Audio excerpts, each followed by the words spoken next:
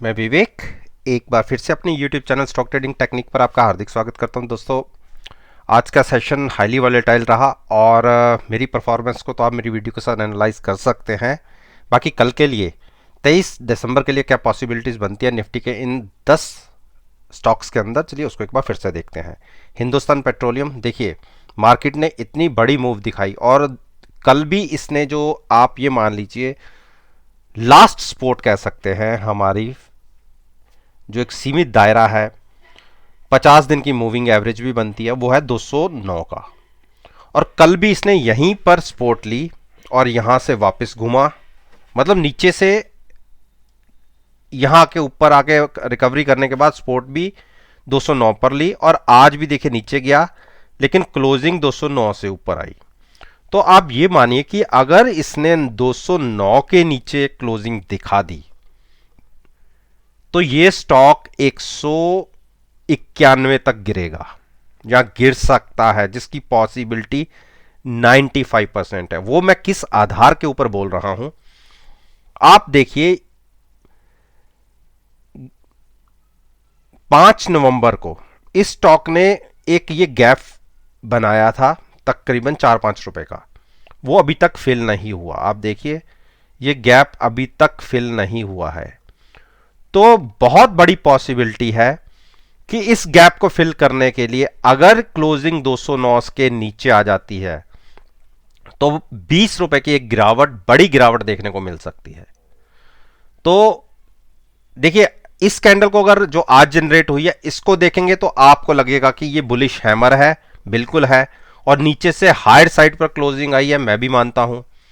लेकिन 3 बड़े दिन बड़ी गिरावट के बाद अगर एक बुलिश साइड की कैंडल जनरेट हो भी गई तो क्या उस पर ट्रस्ट करना बनता है? मेरे हिसाब से तो नहीं बनता। लेकिन कल की ओपनिंग और पहले आधे घंटे का ट्रेड दोनों बहुत मैटर करते हैं कि वो किस तरफ हमें देखने को मिलते हैं। अगर वो 209 के नीचे देखने को मिलते हैं तो मुझे लगता है कि एक अच्छी बड़ी शॉर्ट अपॉर्चुनिटी आपको मिल सकती है 191 के टारगेट के लिए। बाकी जो शॉर्ट करने में ट्रस्ट नहीं करते वो साइड होके बैठ सकते हैं, क्योंकि यहां बाइंग की भी अपॉर्चुनिटी अभी नहीं दिख रही। हां, जिनको लंबा पोर्टफोलियो बनाना है और हर गिरावट पे वो बाय करने की उनकी आदत होती है, उनको तो मैं कह सकता हूं कि आप 5-7-10% के की एक पोर्टफोलियो जनरेट कर सकते हैं बना के इन प्राइसेस के, और बाइंग करनी हो तो और नीचे की गिरावट पे कर सकते हैं। तो छोटा छोटा करके आप बाइंग कर सकते हैं। लेकिन उनके लिए जिन्होंने इक्विटी में ट्रेड लेना है, मैं फ्यूचर्स की बात कर रहा हूं, तो लॉन्ग्स को अवॉइड कीजिए फिलहाल। अब बात करते हैं आईटीसी। देखिए आईटीसी ने नीचे फिर गिरावट 197 के आसपास की गिरावट से एक पुल बैक लिया, लेकिन क्लोजिंग जो हम चाहते थे 205 के ऊपर की वो नहीं मिली, और अगर 210 के ऊपर क्लोजिंग मिल जाए तो ही हम बाइंग करेंगे, अदरवाइज हम साइड पे होकर बैठेंगे। लेकिन ये शॉर्ट की अपॉर्चुनिटी बन सकती है और लेवल्स भी हैं, बेयरिश क्रॉसओवर भी है। कल अगर नीचे ओपन होते हैं तो बिल्कुल 205 के स्टॉप लॉस के साथ आप शॉर्ट कर सकते हैं। हिंडाल्को बेयरिश है, बेयरिश क्रॉसओवर भी है, क्लोजिंग भी वीक है। 240 के स्टॉप लॉस के साथ अगर हम कल 232 के नीचे ओपन होते हैं, कंटिन्यूस आधा घंटा बने रहते हैं, तो आप शॉर्ट की पोजीशन ले सकते हैं 217 के टारगेट के लिए। बाइंग अवॉइड कीजिए। डॉक्टर रेड्डी की देखिए बुलिश क्रॉसओवर, और मैंने कल के दिन में भी क्या कहा था, ये स्टॉक वीक नहीं हुआ है, आपने इसको शॉर्ट करने की गलती नहीं करनी। लेकिन मैंने बाइंग की भी बिल्कुल मना किया था। रीजन, मार्केट के सेंटिमेंट्स वीक थे, वही देखने को मिला। देखिए नीचे हम सपोर्ट तक गए 4930, स्टॉक वीक हुआ, लेकिन रिकवरी देखिए कितनी शार्प रिकवरी दिखी, और लो से 5150 की क्लोजिंग, हायर साइड पर क्लोजिंग आई, और ऊपर मेरी जो मेन टारगेट और रेजिस्टेंस है वो भी 5180 का है, उसके आसपास जाके क्लोज हुआ है। अगर आप मानते, अगर मैं कहता कि आप सुबह शॉर्ट कर देते, या कोई भी मुझसे पूछता कि शॉर्ट में सुबह पोजीशन अच्छी बन सकती थी, लेकिन आप ये देखिए कल की क्लोजिंग से पहले तो ये स्टॉक ऊपर खुला और जब स्टॉक ऊपर खुलता मैं कभी शॉर्ट करने की रिकमेंडेशन नहीं देता, मेरी किसी वीडियो में भी देख लीजिए। मेरी शॉर्ट की होती है कि कल की क्लोजिंग से नीचे ओपन हो और आधा घंटा ट्रेड होता रहे। ये ऊपर खुला और ऊपर ट्रेड हुआ। हां, मार्केट में जब गिरावट दिखी पहले 15-20 मिनट, उसके साथ साथ इसने रिएक्शन दिया, तो इसलिए ट्रेड इसमें मिल ही नहीं पाया according to me.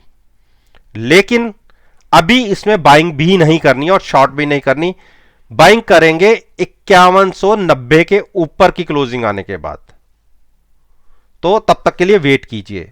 Cipla Cipla ने भी देखिए नीचे जो सपोर्ट थी, जो कल के दिन में भी प्राइसेस दिखे नीचे 760 के 62 के, वो आज भी टच हुए और हायर साइड 797 भी जो ऊपर की रेजिस्टेंस है वो भी टच हुई।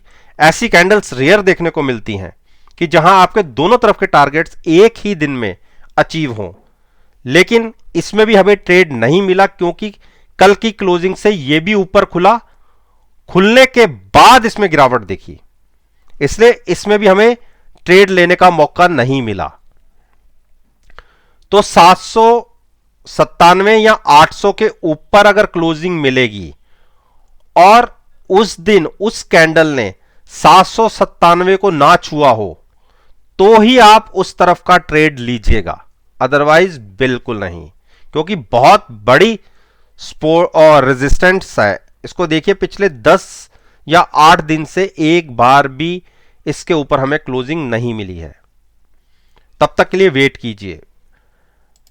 अब बात करते हैं भारती इंफ्राटेल। भारती इंफ्राटेल का 7-8 दिन का आप चार्ट देखिए, 246 के प्राइस को ऐसे चिपक के ये स्टॉक बैठ गया है कि हर दिन इस प्राइस को ये जरूर छूता है, लेकिन गिरावट भी स्टॉक में नहीं आ रही। देखिए कैंडल दूसरी जरूर रेड साइड पे जनरेट हुई है, वो भी लोअर साइड की क्लोजिंग की, लेकिन जब तक 240 ब्रेक करके नीचे क्लोजिंग ना दे और उस दिन कैंडल इसको ना छुए, मेरी ये एक सपोर्ट मान लीजिए नीचे की तरफ, अगर इसके गैप डाउन होती है और यहीं पर इसकी क्लोजिंग मिल जाती है तो कंफर्मेशन है कि आप शॉर्ट साइड पर पोजीशन ले सकते हैं। कल की वेट कीजिए। ओपनिंग अब नीचे मिलती है और कंटिन्यूस नीचे ट्रेड होते हैं। अभी स्टॉक के अंदर बेरिश क्रॉसओवर नहीं हुआ, तो आप ये मान के चलिए कि एक बड़ी मूव उस केस में नीचे को आपको देखने को मिलेगी। थोड़ा सा वेट कीजिए। 95% पॉसिबिलिटी बिल्कुल बनती है कि हमें नीचे का ट्रेड मिलेगा और ये स्टॉक नीचे खुलेगा और 230 की तरफ जा सकता है, तो आप बिल्कुल उस केस में शॉर्ट पोजीशन लीजिएगा। और लॉन्ग लेनी हो तो 250 के ऊपर क्लोजिंग आने पर, 246 के प्राइस को ब्रेक करे, 250 के आसपास की क्लोजिंग मिले तो ही इसमें बाइंग में बैठिएगा। अब बात करते हैं भारती एयरटेल। भारती एयरटेल एक रेंज बाउंड है तो इसमें ट्रेड नहीं बनता। ट्रेड इसमें बनेगा, आप ये मानिए कि अगर ये 483 ब्रेक कर देता है और ऊपर 505 के ऊपर जाके क्लोज देता है तो बाइंग में बैठिएगा, और 483 ब्रेक करके नीचे ट्रेड होना शुरू है तो आप शॉर्ट कीजिएगा। उस केस में आपको 435 के टारगेट देखने को मिलेंगे और मेरे को लगता है पॉसिबिलिटी मुझे 80 to 85% प्राइस नीचे जाने की है कि एक बार हम 483 ब्रेक कर सकते हैं, तो एक बड़ी गिरावट देखने को मिल सकती है। अब बात करते हैं बजाज फाइनेंस। बजाज फाइनेंस ने अभी तक तो अच्छी क्लोजिंग दी है, लगातार तीसरे दिन वीकर साइड पर क्लोजिंग आई है, लेकिन जब तक 4870 के नीचे क्लोज नहीं देता तब तक शॉर्ट नहीं करना और बाइंग इन प्राइसेस पे तो बिल्कुल नहीं करना, क्योंकि स्टॉक अभी तक तो उसने बेयरिश क्रॉसओवर नहीं दिया, लेकिन पॉसिबिलिटी 90% लग रही है कि एक बार हमें ये बेयरिश क्रॉसओवर दे सकता है। तो उस केस में आप ये मानिए कि अच्छा टारगेट नीचे 4400 का देखने को मिल सकता है, एक अच्छी गिरावट भी देखने को मिल सकती है। तो थोड़ा सा वेट करना होगा। बाइंग भी नहीं बनती, बाइंग बनती है 5050 के ऊपर। अब बात करते हैं ब्रिटेनिया। भारतीय एयरटेल सॉरी हो चुका है। अब अरविंदो फार्मा। अरविंदो फार्मा ने कल एक बहुत वीक क्लोजिंग थी और मुझे पर्सनली लग रहा था कि स्टॉक ये एक अच्छी गिरावट के लिए तैयार हो गया है, क्योंकि कल की जो क्लोजिंग थी आप ये मानिए जो 50 दिन की मूविंग एवरेज होती है उसके भी नीचे थी।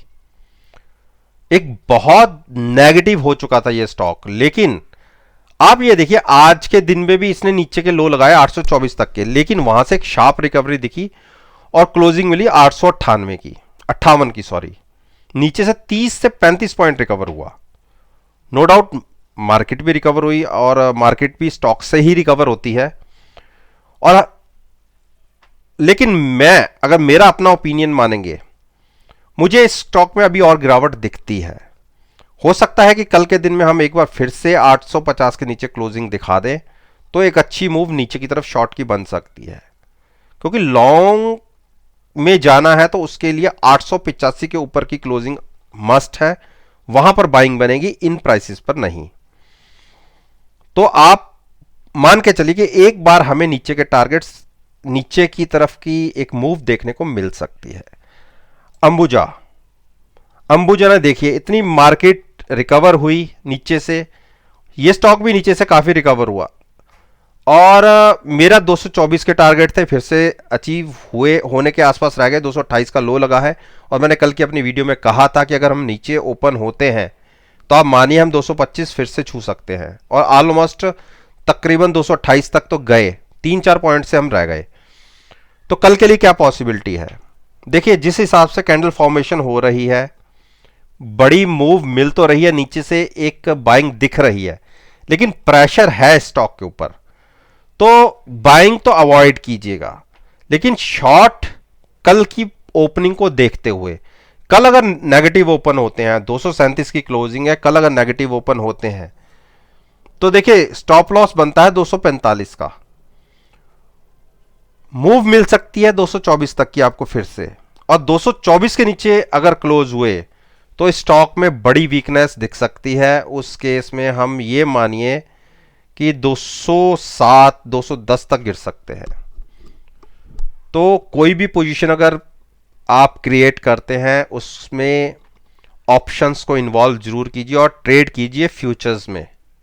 ऑप्शंस को केवल हैजिंग पॉइंट ऑफ व्यू से ही ट्रेडिंग में लीजिएगा, और अगर केवल आप ऑप्शंस के थ्रू ही ट्रेड करना चाहते हैं तो हाईली रिस्की होता है। थीटा वैल्यू के साथ आपको नुकसान होने की पॉसिबिलिटी ज्यादा रहती है। हर एक एक घंटे में प्राइसेस रिड्यूस होते हैं। तो दोस्तों ये मैंने निफ्टी इंडेक्स के अच्छी वेटेज रखने वाले 10 स्टॉक्स के ऊपर अपना ओपिनियन मैंने आपके साथ शेयर किया है, और मेरा मानना है कि अगर कल के ट्रेडिंग सेशन को मेरी इस वीडियो के साथ एनालाइज करेंगे, यकीन मानिए आपको बहुत अच्छे रिजल्ट्स देखने को मिलेंगे। वीडियो अच्छी लगी हो तो लाइक जरूर कीजिएगा, मेरे यूट्यूब चैनल को सब्सक्राइब कीजिए और साथ में बेल आइकन के बटन को प्रेस करना मत भूलिएगा। तो चलिए इसी बात के साथ मैं अपना आपसे विदा लेता हूं और एक नई वीडियो के साथ फिर से आपके सामने आऊंगा। तब तक के लिए धन्यवाद। Take care and have a nice day.